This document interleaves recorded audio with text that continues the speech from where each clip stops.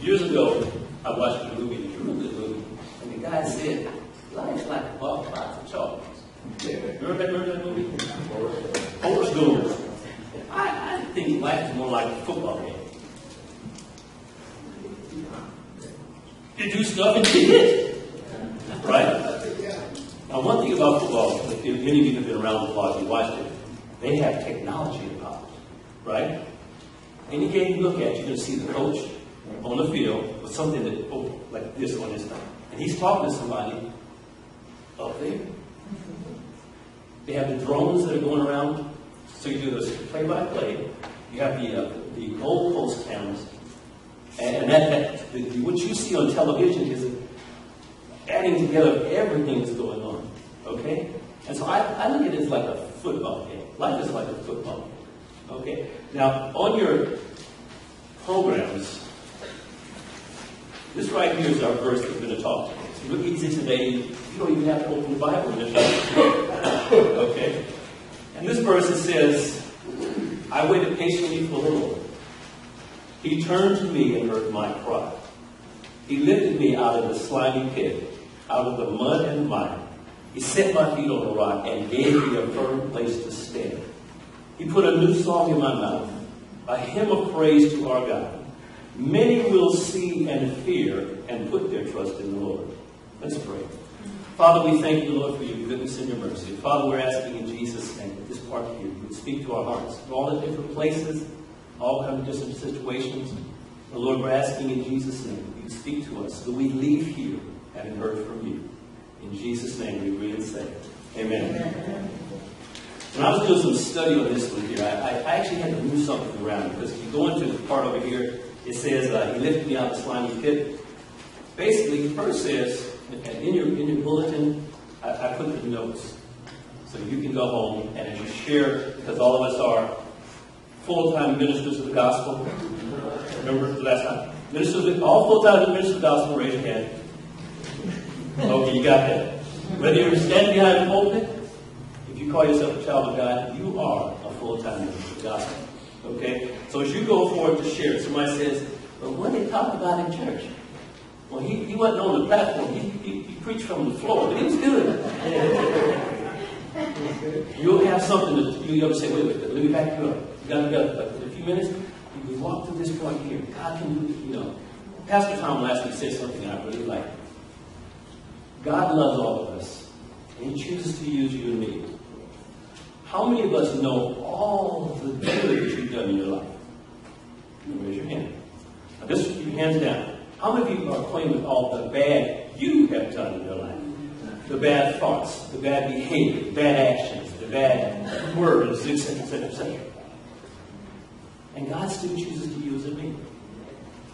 That's a profound concept to me. Anybody back in, let's say, like junior high, remember you used to have to pick teams way back then? You have a team captain over here. You have a team captain over here. I want Amanda.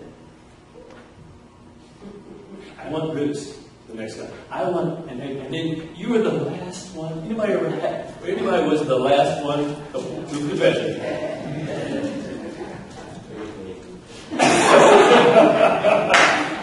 God chooses to use you and me. As messed up as we are. I'll be the first to admit, I still have things wrong that God is still working on in me. My wife, Olivia Pamela, she could say, she could verify.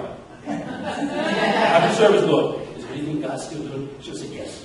God's still working.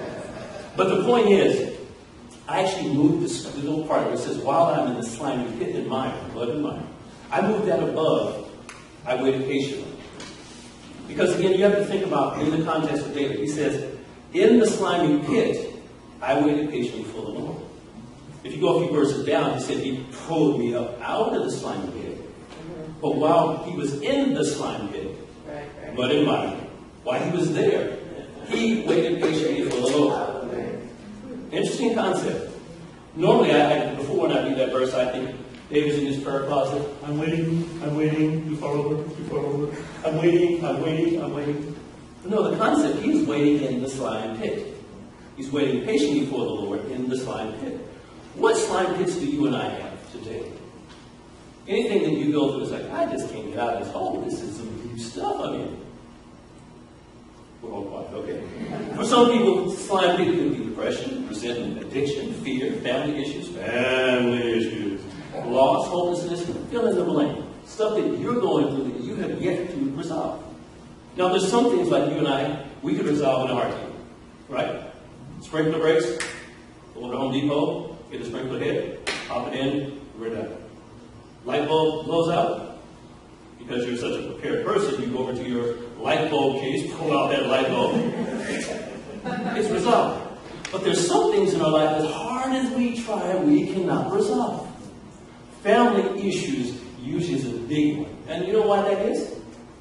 You're dealing with someone other than yourself. A light bulb doesn't oppose you.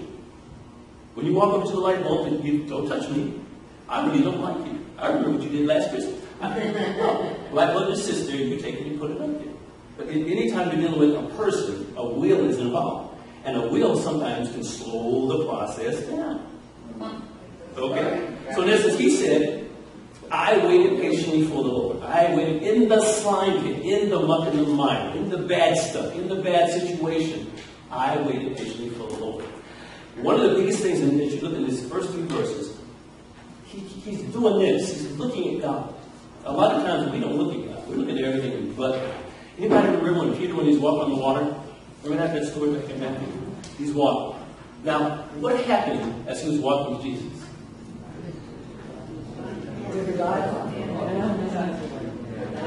He started looking at the waves.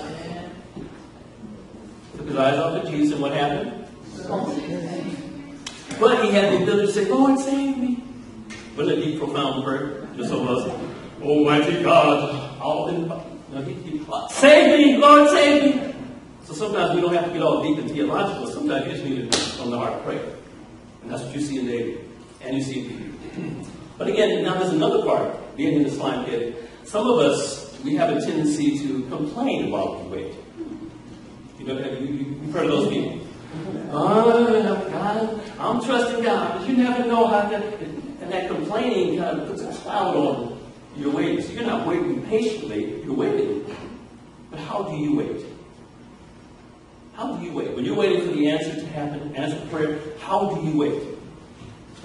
Something to think about. Again, this is when you go home, as you're drinking your latte or your Kool-Aid or whatever you drink when you're sitting at home, meditating on God's things. Think about how do I wait? When I'm waiting for something, when I'm waiting for this family member to get saved, when I'm waiting for the job to come through, when I'm waiting for fill in the blank, how do I wait? Am I complaining, worrying? Am I? Because again, listen to how you talk. You really know how you really are waiting. Is there something to complain the whole time? I'm waiting for my husband to get saved, but that was stinking rich when we get together. You're waiting, but how do you wait? You wait for your kids to come. Those rebellious, bone-headed kids. How are you waiting? Moving on. I waited patiently. It says in this line, I waited patiently for the Lord. He is my focus. So in your situation, in your circumstance, whatever you're dealing with, you wait on the Lord. Now, there's an aspect I want to bring up. Some of us, we treat God like a genie. Anybody see any movies with a genie? We have this. Oh God, I need you to move. Please save. Whatever your prayer request is. And so you treating God like he's a genie, like he's a magical lamp. And what happens if it doesn't happen when you figure it should happen? A lot of people turn away from God. None of you, but people you will be ministering to. Some of us, we pull back from God because we thought you should have done this or you should have done that. But you didn't do it the way I thought it should be done. So therefore, I'm going to pull back. We do it in our human relations a lot of times too, right? You have someone you're talking to and then they don't treat you right, you kind of pull back. Hello, brother. Hello, sister. We do that human level, but we also do it this way too. Because we're creatures of habit. What you do this way, you do this way. Think about it. When you're drinking your latte, think about it. How I treat people here is usually how I treat them. Moving along. So in essence, I should be going to God for God. That's why he said, I waited for the Lord. He didn't say, I waited for my prayer request to be answered. I waited for the Lord. So he's keeping this thing in line, keeping this flow very, very good. So as we're waiting, we want whatever we want, but I love God, period. He's my strength, he's my Lord, I have a relationship with God. He's my Father. Okay? Now, when it takes a while for it to happen, some things take a while. I remember praying for my dad to get saved. We're talking about over 20-something years for my dad to get saved. My dad is a very stubborn person. Very opinionated. But it took God worked with him, worked. And so finally, he actually received Jesus. And actually started going to church. But it was a long time. And so some of us are waiting for a long time. But when it takes a while, it seems like, oh, it's not happening. Hold fast to God's promises. Hold fast. That's why this is so important. This, whatever book you have, whether it's the King James, whether it's the NIV, this is my non-Bible. I call it my non-Bible because my grandmother gave it to me. This is my non-Bible. So the NIV. But anyway, whatever version you're looking at, this is reflecting God's promises to you. You hold fast to that. Years ago, I'm originally from California. I'm driving from Northern California to Southern California. And I had a time frame. I had to be back at a certain time. I'm leaving in the evening time. I'm coming down, and I come to this humongous patch of fog. And I still have my deadline.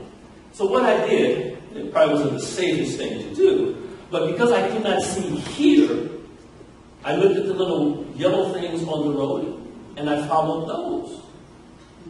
So sometimes when it seems like God is not there, I don't know where, I can't feel you, I don't know where you are, God, where? Pull this out. He is faithful. God, and that's why he gives us this, so we can actually say, oh, according to the word of God, according to your word, according to your word. And that's a very, very strong part. Now another part, when it seems like it's taking too long, hold fast to his character. Now, a lot of these people that all of a sudden they kind of roll away, back away from God, they forgot his character. His character. Now, where's Dennis? There's Dennis back there.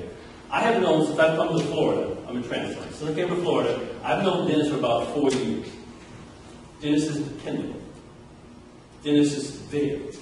Dennis is there for Pastor Tom. Dennis is there for the church. In fact, Dennis has helped me out when we had to move. Okay? So when I think of Dennis, I think of dependable faith. So just say Dennis says, Derek, we're going fishing. I'm going to pick you up about 6 a.m.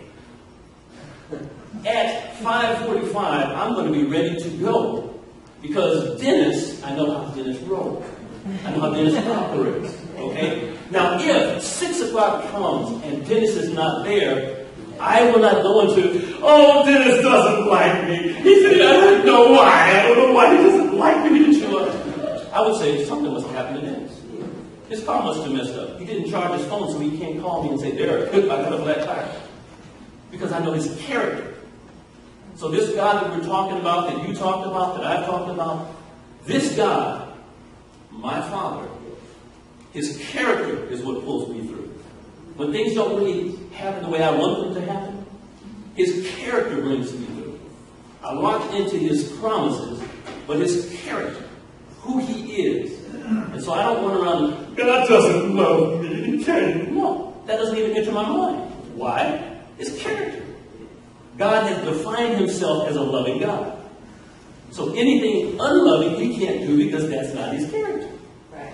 So if it's not happening the way you think it should go, pull back and say, Lord, I don't understand everything. How many of us understand everything about everything that happens in the world? I don't. We just saw about the liars. There is so much going. How many? Okay, right now. Just right here, here. How many thoroughly understand that they can get up here and explain how this unit works so that you hear it through the speakers? Very few of us. I think Greg Dodge may be able because he's more technical. But most of us don't understand it, but we experience it. You're hearing my voice do this, but you don't understand how this works. How many of you understand how that car works? You know, you take the key, if you have to do the key. You plug it in, you turn it, and it starts. And every once in a while, you have to go to that place they call a gas station and put some gas in it. Or either someone you know does it for you. But for you, that's all you know about it. And if you went to a mechanic and says, well, the rocket launcher is inside your car, connected to the chip, you would, really? Really? How much do I need to pay you? You wouldn't know, because you just use it, you don't understand how it all goes. So when you're with God, sometimes we don't understand how it all goes. Because see, God, He's looking from a big picture, not a little picture. Okay? God, I want whatever I want. But God is doing big, for example, if you were saying, God, I need water because I want my lawn to be watered. Okay? God is looking at the state of Florida and what's going on in Florida as well as your prayer request. So he's dealing with bigger pictures than just what you want. So you got to say, okay, God, it didn't happen when I thought it should happen, but I will trust you. I did this thing, so you can see it. Back in 2014, I wrote me a list. I think I've referenced this before. And I wanted to bring it because this is, for a lot of people, we get sidelined when it comes to death.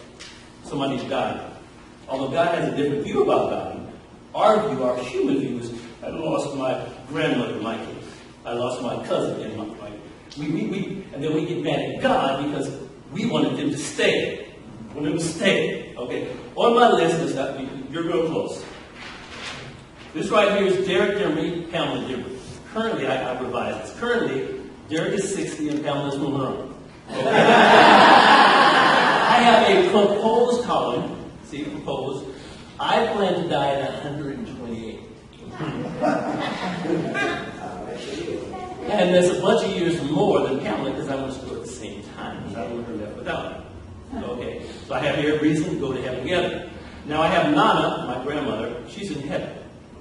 My grandfather, when he was 92, I didn't put anything in the proposed column because I didn't want him to know. Now my grandfather, he died a year later. So he died in 93. But when I made my little list back in 2014, I was not going to release anybody. I was not going to release my mother, her husband. I wasn't going to release my dad, his wife. I wasn't going to release my sister, her husband, my niece, my nephew, my other sister, her husband. I wasn't going to release anybody. Because for me and how I feel about life, I don't want to get into it. I have my sisters, my stepsisters, a whole list of people. There's only two numbers in that proposed column. And the reason because I wanted to go together with my wife. So my point is, when it comes to someone dying, leaving this earth to be with Jesus, most of us would not put a number in the column. But we get mad at God when they don't. How does that work? I mean, if God walked up to you and said, Herb, you're distant cousin from when would you like that person to go? He would do the same thing. How can I say something like that? You would not have a number. So when it does happen, we get mad at God because it happened. Do you see the disconnect there? None of us want to lose. I did not want to lose my grandmother who gave me this Bible. My grandmother, capital G, was my mother for 5 years. Hostile divorce. I stayed with my dad for a period of time, and she was my mother for 5 years. When I got married, I was getting ready to get married. I told my grandmother, whoever you give my thumbs up to, I will marry. Whoever you give me the thumbs down to, I will not marry. And so, back in California, I find a girl, go to my church people, yes. I go to my grandmother, she's too this, she's too that. Okay. And then I met Pamela. All my church people, all my associate work buddies, now I'm taking it down. They decided. Because I trusted Nana. I trusted her character. I understood she loved me. She cared about me. She wanted the best thing for me. Let me divert just a little bit. I brought this one girl, and my grandma told me, Gary, you are stupid. I said, you are stupid. She has 4 kids, and a husband is kind of wired wrong. Ex-husband is wired wrong. She said, Gary, you're stupid. Thank you, Nana. Okay. But I brought Pamela there, and my grandma said, I introduced her, and they're talking. She said, Derek, I like her. 20 minutes, oh, Derek, I really like her. Okay, so that was the from none, which was good. But my point is, in most of our situations, we don't have a date when we would release who we call our loved ones. Think about it. If God walked up to you and said, when do you want your mom to go? Well, God, when she's 475. Because you don't want the loss. You miss her. You love her. That's a normal human thing. But it's something we need to think about. Because if it happens when you didn't think it should happen, should I get mad at God? Because he's from a whole different, he's looking at it from differently. When I left California, there were some people saying, bye. When I came to Florida, some people saying, yay! That's what happens when some of the people go. They leave here, oh God, why? They're having a party. Welcome back. Welcome. I remember my great-grandmother, she was 99 and a half. She was up there. I was just rooting for this going oh man. But she broken her hip, was in the hospital, ministering to everybody. The doctors, the people that come from church, she ministered, pastor, ministered to him. And she said, well, basically, the doctor said, she said, oh, I'm tired. I've been talking about my Jesus, walking with my Jesus all these years. My husband's in heaven, my brother's in heaven, my mother and father in heaven. I'm going to go see Jesus.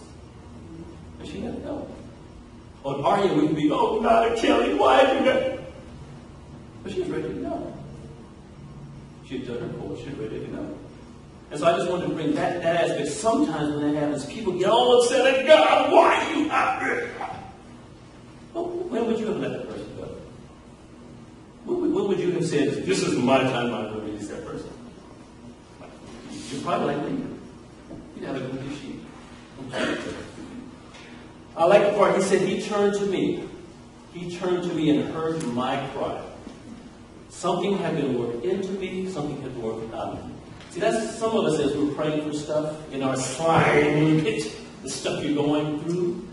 Sometimes we don't recognize that God's trying to get something out of me or something into me. Because if I have to wait patiently for God, I've got to deal with myself a little bit. I've got to do a little personal assessment. I can't. I can just be a rock and be angry or playing. But if I use the time to instruct, Lord, what are you trying to work in me or work out of me? As I said earlier, I am not perfection. After church, ask parents, she'll tell you. I make mistakes. But God is still working things in me. He's healing, He's restoring. And He's going to do the same thing for you. So while you're in your slime pit, your circumstance that you really don't like, that you want Him to bring you out of, allow Him to work stuff in you or stuff out of you. When she said the whole thing about I woke up this morning, some of us, if you listen to some people say they make their complaint to you, I got up this morning, and the sky was done, and it's raining, and God, you just stop my you got up this morning? Praise God! You got up this morning! You could see the gray sky! You could hear the rain! You could feel the cold or the warm. I mean, it's so high outside. It's so hot and humid. You can feel the humidity. You can feel that. You're alive to experience that. And this is nothing compared to folks over there in Arizona. I remember I went to Arizona years ago from California, it's not that far. The paint on my car was chipping. It was peeling. It was that hot. I had a Honda Civic, and the paint was chipping. It was peeling. I mean, they have to you can find egg on this thing. You could. But my point is, we sometimes, folks are looking for why. You got up this morning? You can breathe? You can think? Back in the church we used to go to, I woke up this morning in my right mind. Because some people wake up in the morning without their right mind. So we should be counting our blessings. When a person begins to, I got up this morning, stop right. Praise God that you got up this morning. Because that begins to change your paradigm right there. And that's why in his slime pit, he stayed focused upon God. Continue to trust God. And God lifted me, verse 2, lifted me out of the slime pit, out of the mud and the mire. He lifted me, basically lifted me he brought you out. He brought you out. That's something we can get excited about. Then he set my feet on a rock and gave me a firm place to stand. Now, he put a new song in my mouth.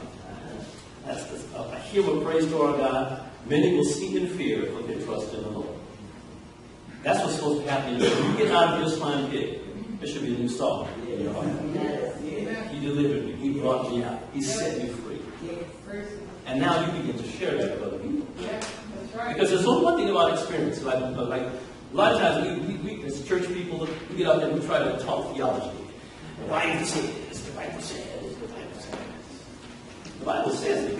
But there's a part where you can actually say, oh yeah, the Bible says it this way, God, how God did it in my life. He set me free. I had this in my life. He brought me through, and this is right here. What you see today is not what when God had a hold of me. It wasn't that. God has done the work. Whatever you see now is something God's been doing over time. Over time. Some people know, but God has been doing this over time. So when you look at this whole equation, I have the last thing. This is for you when you go home. So from a vertical perspective, I'm looking here. I need to look and keep my focus upon God and His Word. Number 2, trust and rely on God and His Word and character. Number 3, remember God's thoughts are higher than mine. While waiting, saturate myself with the Word of God. Number, talk with God regularly about Him, His faithfulness, and love. So I'm not talking about problems. I'm talking about Him, His faithfulness. Make a request with thanksgiving. And the number 7, there's a grammatical error there. It's not if the glass should be in there half filled or half empty, but who's holding the glass? Think that one through. Some people are like, the glass is half empty. That's half full. The bottom line, who's holding the glass? That's the bottom line. That's the bottom. Who's holding the glass? Okay?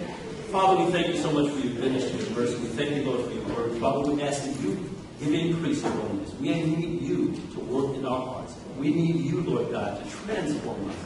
So, Father, we invite you to take this as we go home, as we drive, as we share. Let us know how it applies to us. In Jesus' name, amen. Amen. Glory to God. So let's see. We're going to have a closing song.